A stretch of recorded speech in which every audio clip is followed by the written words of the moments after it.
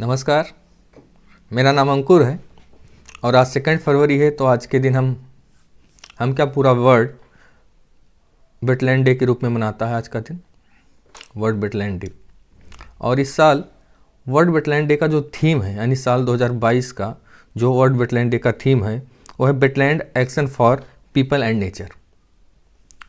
Action for people and nature इस साल का थीम है।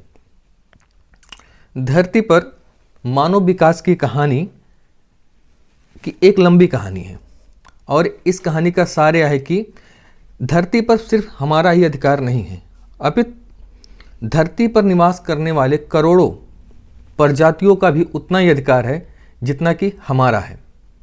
लेकिन आज मानव जिस विकास की तरफ बढ़ रहा है, जिस डेवलपमेंट की बात कर रहा है, उसमें एक प्रजातियां, हमारा इन्वायरमेंट, पर्यावरण और जो पूरा एक इकोसिस्टम है वो पूरा क्या हो रहा है, उसका डिग्रेडेशन हो रहा है, उसका विनाश हो रहा है।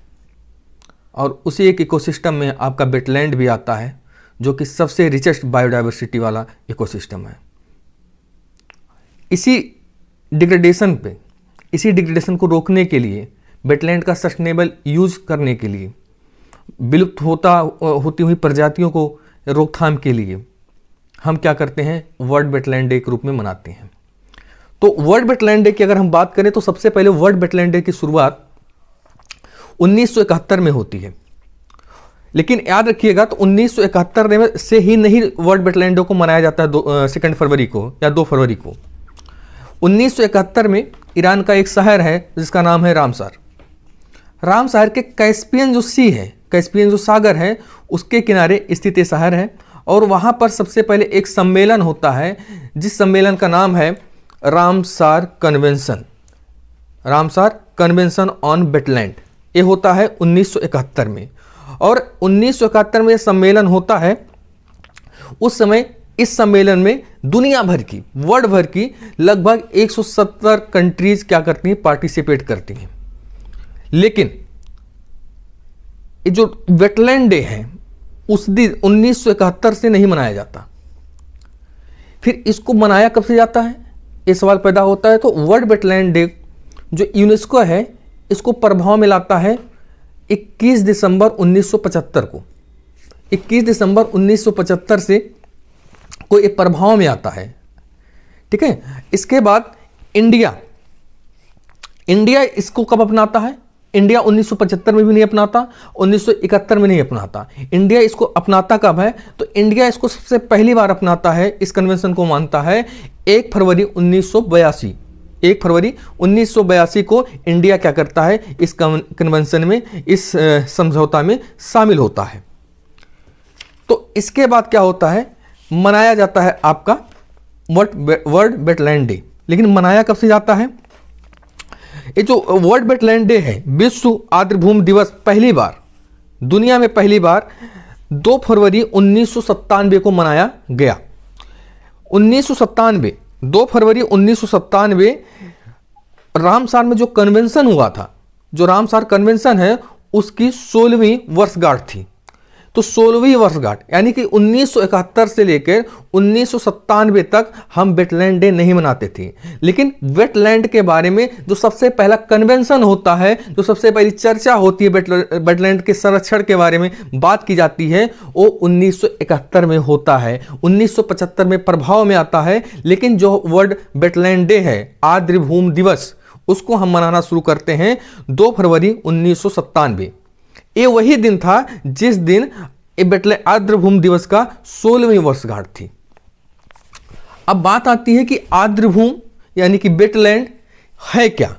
तो वेटलैंड वह स्थल होता है जहां पर नमी हो या दलदली भूमि हो, जहां पर सॉइल में मॉइस्चर की मात्रा अधिक हो, जहां पर साल के लगभग 8 महीने पानी रुकता हो या उससे ज्यादा पानी रुकता हो।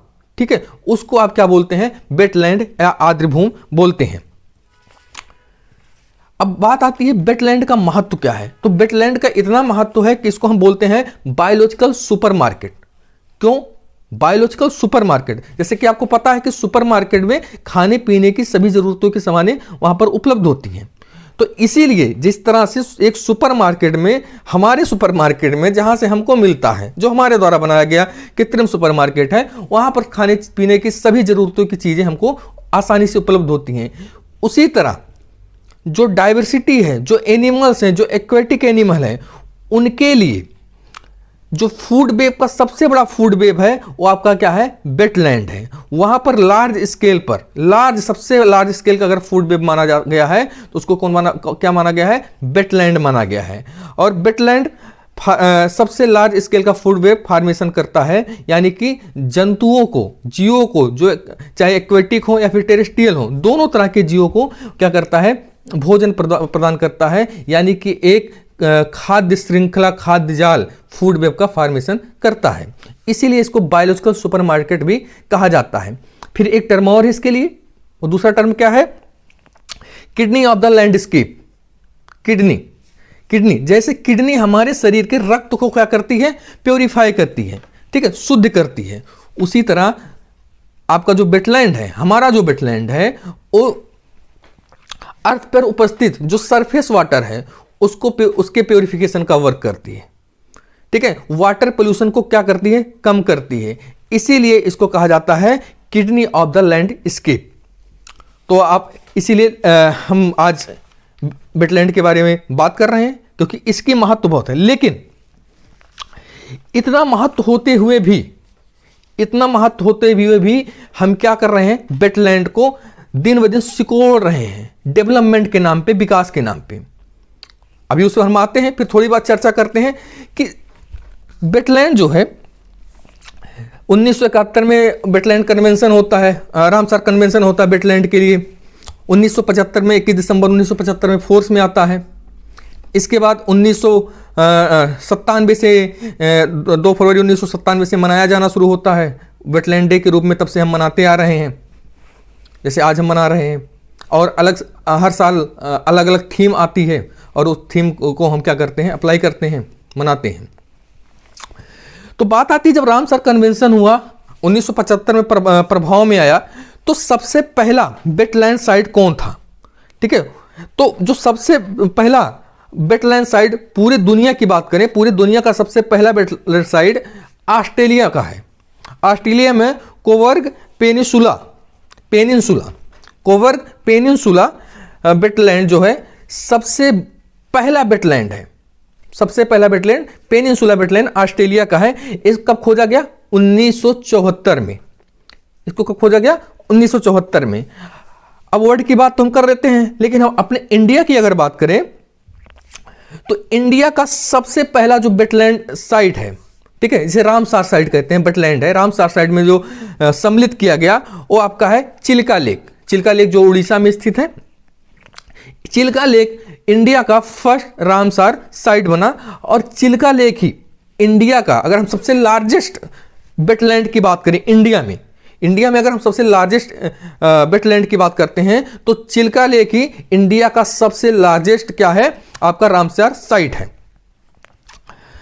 और अगर हम बात करें इंडिया में किस प्रदेश के पास सबसे ज्यादा वेटलैंडों की संख्या है, सबसे ज्यादा आर्द्रभूमि की संख्या किस प्रदेश के पास है, तो उत्तर प्रदेश के पास सबसे ज्यादा वेटलैंड है। उत्तर प्रदेश में सबसे ज्यादा वेटलैंड मौजूद हैं, उसकी संख्या 10 है, ठीक है। हम सबसे बड़े वेटलैंड की बात कर लिए, पहले वेटलैंड की बात कर लिए, ठीक है। और हम बात करते हैं कि सबसे छोटा वेटलैंड कौन है, तो सबसे छोटा वेटलैंड क्या है, रेणुका है। रेणुका वेटलैंड जो है इंडिया का सबसे छोटा वेटलैंड है, जो कि हिमाचल प्रदेश में स्थित है। अगर हम वेटलैंडों की संख्या की बात करें, आर्द्रभूमि की संख्या की बात करें कि इंडिया में, भारत में कितनी वेटलैंड इस समय हैं, तो अब तक हमारे भारत में 46 वेटलैंड मौजूद थे। लेकिन इसी साल एक वेटलैंड को और सम्मिलित कर लिया गया, जो कि हैदरपुर वेटलैंड है। हैदरपुर वेटलैंड को 47 वेटलैंड के रूप में क्या किया गया, रामसार साइट में सम्मिलित किया गया। और हैदरपुर जो है हमारे उत्तर प्रदेश के बिजनौर में स्थित है, लेकिन जो आपका हैदरपुर वेटलैंड है, इसकी एक खास बात है, ये जो है नेचुरल लेक नहीं है, ये मैन मेड लेक है। इसको 1984 में बनाया गया था। 1984 में इस लेक का फॉर्मेशन आर्टिफिशियली किया गया था और इसको हाल में ही 47th वेटलैंड के रूप में, रामसार साइट के रूप में सम्मिलित किया गया। तो इससे संख्या बढ़ के क्या हुई, उत्तर प्रदेश में इसकी संख्या बढ़ के 10 हो गई। तो उत्तर प्रदेश में वेटलैंड की संख्या 10 है, ठीक है। और पूरे इंडिया की बात करें तो 47 वेटलैंड इस समय मौजूद हैं। लेटेस्ट जो वेटलैंड शामिल किया गया वो आपका हैदरपुर वेटलैंड है। इसके बाद अगर हम बात करें तो वेटलैंड यूनेस्को के आधार पर हम बात करें, यूनेस्को कहता है कि पूरी दुनिया का जो 40% बायोडायवर्सिटी है वो वेटलैंड में पाई जाती है। यानी कि 40% बायोडायवर्सिटी, चाहे आपका प्लांट बायोडायवर्सिटी हो और चाहे आपका वो एनिमल डायवर्सिटी हो, 40%, यानी कि दुनिया का, पृथ्वी का एक बहुत बड़ा भूभाग पे वेटलैंड है, ठीक है। और हर साल नए नए वेटलैंडों को हम क्या करते हैं, रामसार साइट के रूप में क्या करते हैं, सम्मिलित करते हैं। और एक बात और वेटलैंड के बारे में है कि वेटलैंड ही एक ऐसा इकोसिस्टम है जो सबसे ज्यादा खतरे में है। यानी कि जिसको सबसे ज्यादा बचाने की जरूरत है जिस इकोसिस्टम की, वो वेटलैंड है। और वेटलैंड का महत्व ह्यूमन के लिए, मानव के लिए, मानव के अलावा सभी जानवरों के लिए, सभी जंतुओं के लिए, यानी कि पूरे बायोडायवर्सिटी के लिए बहुत ही ज्यादा है। क्यों ज्यादा है?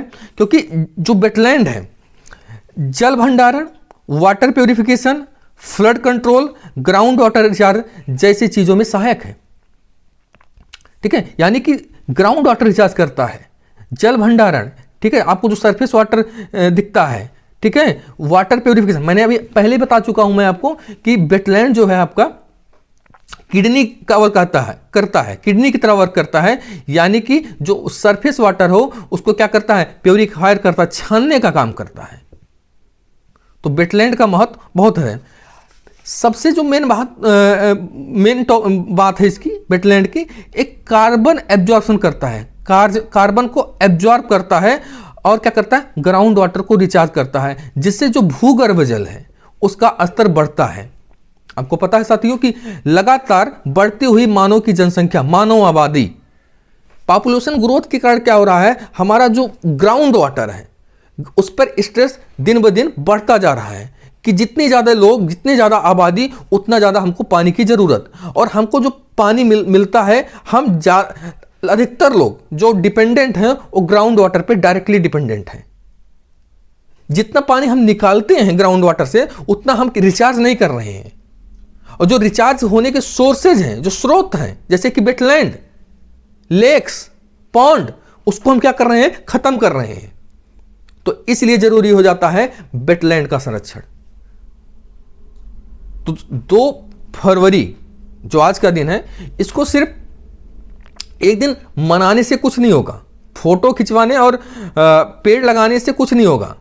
आज के दिन भी बहुत सारे लोग पेड़ लगाते हैं, तो कुछ उससे होने वाला नहीं है। अगर आपको सच में वेटलैंड और इन्वायरमेंट की चिंता है तो आपने आसपास के जलाशय जितने हैं, जो पॉन्ड हैं, उसको आप बचा के रखिए, क्योंकि वही हेल्प करते हैं। आप देखते हैं कि अब आपके गांव में बाढ़ आती है, शहरों में बाढ़ आने लगी। क्यों? क्योंकि जितने भी जलाशय थे, ठीक है, जो वाटर बॉडीज थी, उसको हमने क्या किया, बंद कर दिया। बंद क्यों किया? क्योंकि हमारी जरूरत पड़ी, हमारी जनसंख्या बढ़ी, हमको खेती करना था, हमको घर बनाना था। तो हम जलाशयों को बंद करके क्या किए, उसके ऊपर मिट्टी डालकर, उसको पाट कर, उसके क्या किए, खेती करना शुरू किए, घर बनाना शुरू किए। जिससे क्या हुआ, जो बाढ़ का पानी हमारे घरों तक पहुंच रहा है। वेटलैंड जो आज हम मना रहे हैं, वेटलैंड डे, 2/3 यानी कि 2/3 हिस्सा पूरे वर्ल्ड में जितनी मछलियां, उससे उसका 2/3 हिस्सा मछलियों का उत्पादन जो है आपके वेटलैंड से होता है। यानी कि wetland water conservation, ground water recharge, carbon absorption, flood control के अलावा आपके फूड का भी एक मेन सोर्स है, ठीक है। कई तरह के फूड प्रोडक्ट आपको वेटलैंड से प्राप्त होते हैं। ओराइजन रुबेरा, टिन्नी का चावल जिसे कहते हैं, कमल, सिंघाड़ा, इस सारे के सारे प्रोडक्ट वेटलैंड में मिलते होते हैं, सारे के सारे प्लांट वेटलैंड में ग्रो करते हैं और वहाँ से हमको मिलते हैं, हम उसको खाते हैं एज ए फूड। तो अगर वेटलैंड नहीं रहेंगे तो ये सारी चीज़ें नहीं रहेंगी।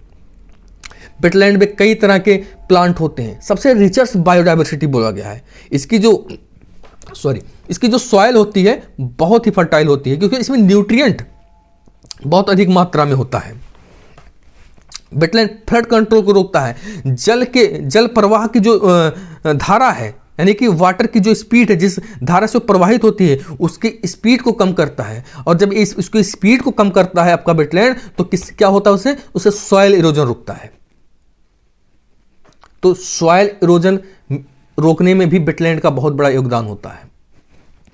इसके अलावा अगर हम बात करें कि वेटलैंड हम इतना कर क्यों रहे हैं, पूरी दुनिया में लगभग 1 अरब से ज़्यादा लोगों की आजीविका जो है, उनके जो इनकम का सोर्स है वेटलैंड है। वेटलैंड में होने वाले प्रोडक्ट से उनका घर चलता है, वहाँ से वो मछलियाँ पकड़ते हैं, वहाँ पे कई तरह की खेती करते हैं, वहाँ से क्या करते हैं, यानी कि मार्केट वैल्यू भी, ठीक है, मार्केट वैल्यू भी, कई तरह के रॉ मटेरियल, इंडस्ट्रीज के लिए कई तरह के रॉ मटेरियल भी आपके वेटलैंड से मिलते हैं, कई तरह के मेडिसिनल प्लांट वेटलैंड से मिलते हैं। समझ रहे हैं ना, कई तरह के मेडिसिनल प्लांट, कई तरह के रॉ मटेरियल जो हमारे लिए बहुत उपयोगी हैं। लेकिन एक तरफ आपको वेटलैंड इतना कुछ दे रहा है और दूसरा तरफ आप क्या कर रहे हैं, वेटलैंड को ही खत्म करने के कगार पर पहुंचा दिए हैं। ठीक है, तो 1 अरब से ज्यादा लोग पूरी दुनिया में वेटलैंड पे क्या है, आश्रित हैं, उनसे उनका आजीविका चलती है, उनका घर चलता है, उनका इनकम का स्रोत है। सबसे रिचेस्ट बायोडाइवर्सिटी कहते हैं, क्यों कहते हैं, क्योंकि 40% से ज़्यादा प्रजातियां आपके वेटलैंड में पाई जाती हैं, चाहे आपकी प्लांट बायोडाइवर्सिटी हो या फिर चाहे आपकी एनिमल डाइवर्सिटी हो, दोनों तरह की।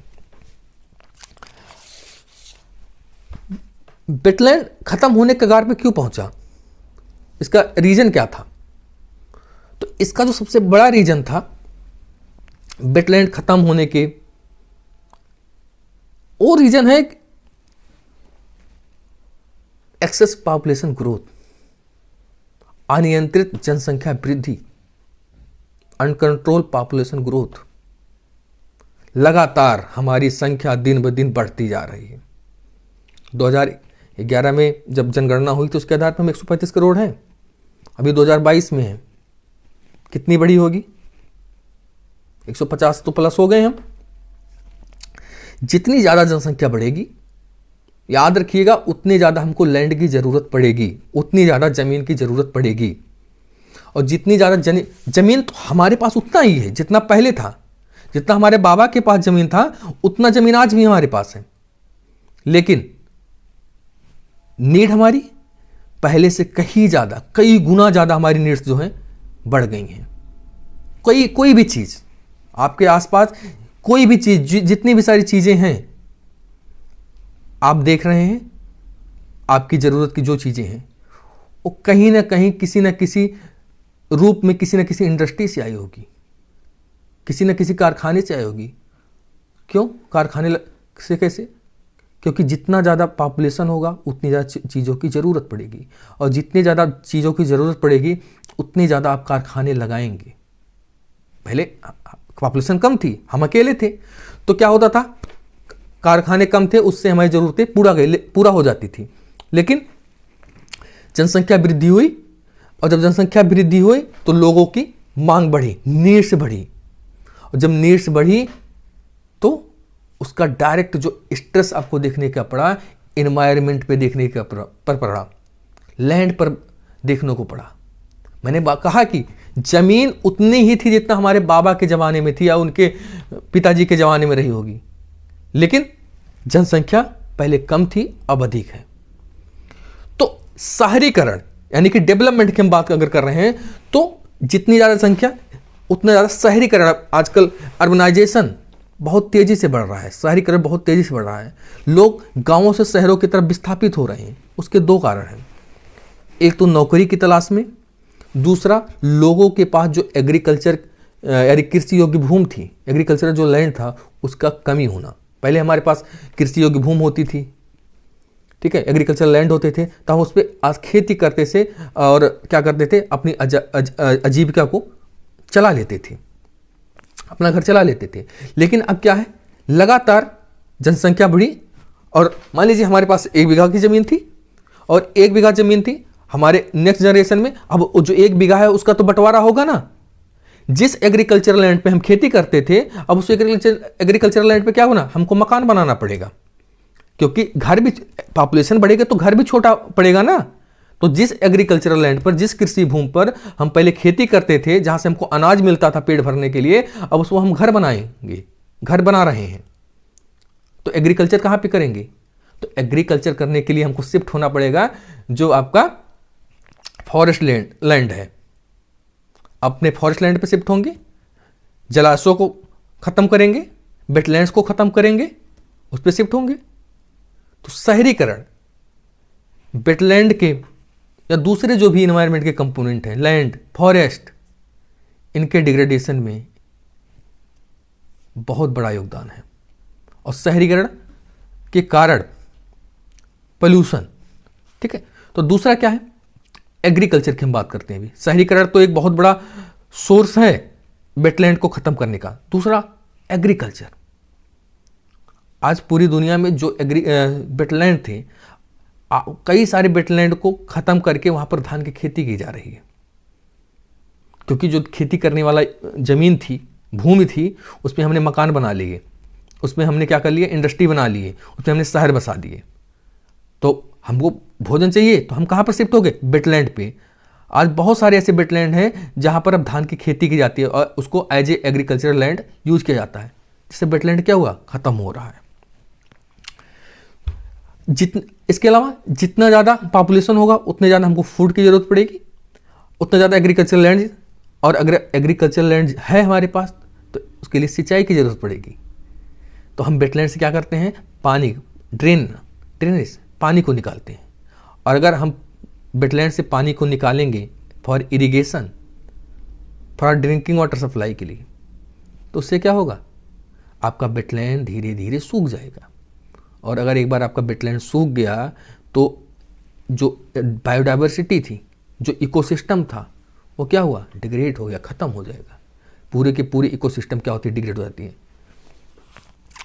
इरिगेशन के अलावा पोल्यूशन, ठीक है, भी एक बहुत बड़ा सोर्स है, क्योंकि आप शहरीकरण कर रहे हैं, इंडस्ट्रीज लगा रहे हैं, इंडस्ट्रियलाइजेशन हो रहा है, औद्योगिकरण हो रहा है।